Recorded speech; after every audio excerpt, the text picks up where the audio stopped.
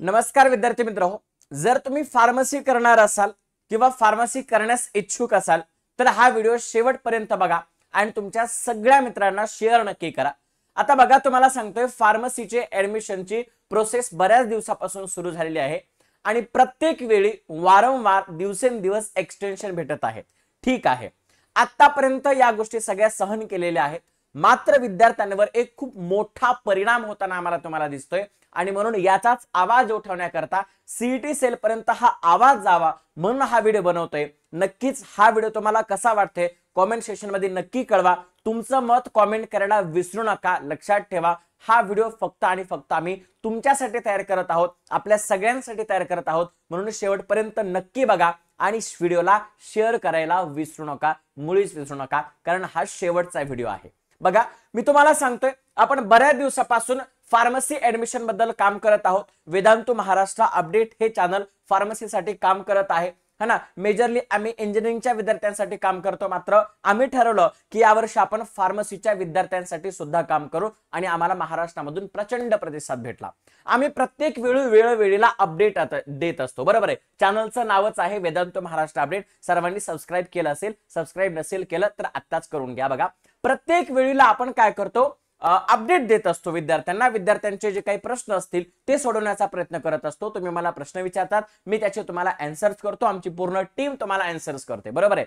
बऱ्याच विद्यार्थ्यांना college dish बद्दल प्रश्न होता, आपण सर्व विद्यार्थ्यांना रिप्लाय केलेले आहेत। ज्यांनी फॉर्म भरला त्यांनाही लवकरच आज सायंकाळपर्यंत सर्वांना रिप्लाय येणार आहे, त्याच्यासाठी सुद्धा आपली टीम एकदम काम करताना दिसत आहे, बरोबर आहे। यस, बघा, लक्षात ठेवा, फायनल मेरिट लिस्ट पब्लिश झालेली आहे। 12 तारखेला फायनल मेरिट लिस्ट पब्लिश होणार होती, ती 14 तारखेला पब्लिश झाली, ते पण गुप्तपणे पब्लिश झाली, त्याची नोटिफिकेशन सुद्धा वेबसाईटवर आलेली नाही। बघा, फायनल मेरिट लिस्ट पब्लिश झाली, आता इम्पॉर्टंट डेट्स मध्ये 14 तारीख नाहीये, 14 तारीख नाहीये, आता 30 तारीख आहे, 12 तारीख 2025, 12 सप्टेंबर 2025। बरं, ठीक आहे, प्रोव्हिजनल मेरिट पब्लिश झाली, फायनल मेरिट लिस्ट पब्लिश झाली, त्याच्यानंतर काय होणार आहे, कधी होणार आहे, याचा कुठलाच थांगपत्ता वेबसाईटवर नाहीये।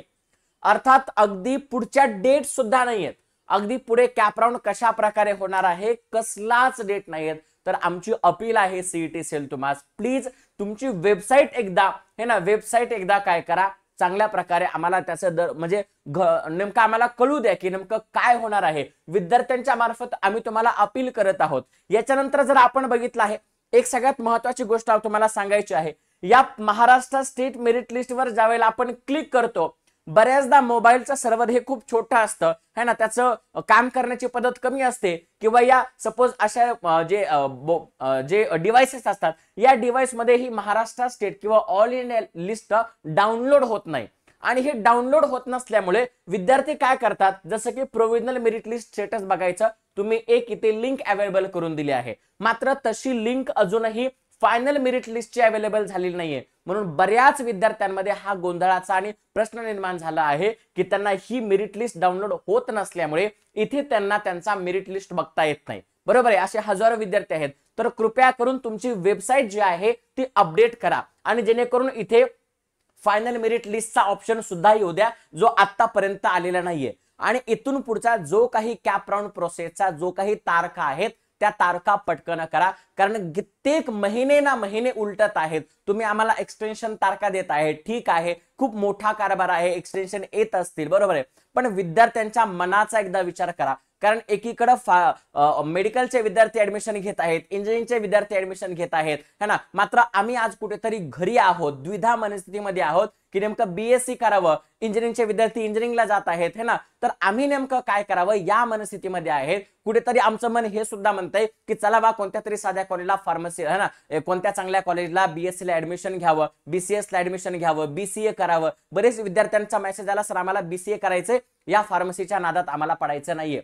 बघा, सीईटी सेल परत एकदा या विद्यार्थ्यांचा विचार करा, कारण तुम्ही माहित नाही परत परत एक्सटेन्शन का देतायत। सर्व विद्यार्थ्यांकडून तुम्हाला अपील आहे, परत एकदा सांगतोय, आमच्याकडून तुम्हाला अपील आहे, या गोष्टींवर कृपया करून कारवाई करा आणि पुढे प्रोसीड करा, कारण आमच्या मनामध्ये खूप प्रश्न निर्माण झालेले आहेत. लक्षात ठेवा मित्रांनो, आम्ही तुमच्यासाठी लढत आहोत, तुमचा आवाज तिथपर्यंत पोहोचण्याचं काम करत आहोत. मात्र हा आवाज तिथपर्यंत पोहोचला पाहिजे म्हणून जास्तीत जास्त हा व्हिडिओ शेअर करा, हा व्हिडिओ तुमच्या स्टेटसला ठेवा, हा व्हिडिओ तुमच्या स्टोरीला ठेवा आणि जास्तीत जास्त लोकांपर्यंत हा व्हिडिओ शेअर करा. आणि सगळ्यात महत्त्वाचं म्हणजे काय, आम्ही तुमच्याकडून काय मागतो, फक्त एक छोटासा सबस्क्राईब आणि एक छोटीशी लाईक. तुमच्या सगळ्या ज्युनियर्स मित्रांना हा व्हिडिओ शेअर करा जर आम्ही तुमची मदत करत असू तर. यस, चला भेटूयात पुढच्या व्हिडिओमध्ये. सीईटी सेलला अपील आहे, हा व्हिडिओ जास्तीत जास्त शेअर करा, हे ना, लाईक करा, सबस्क्राईब करा आणि तुमचा काहीही प्रश्न असेल तर कॉमेंट मध्ये नक्की सांगा. आणि सगळ्यात शेवटी सीईटी सेलसाठी 2 शब्द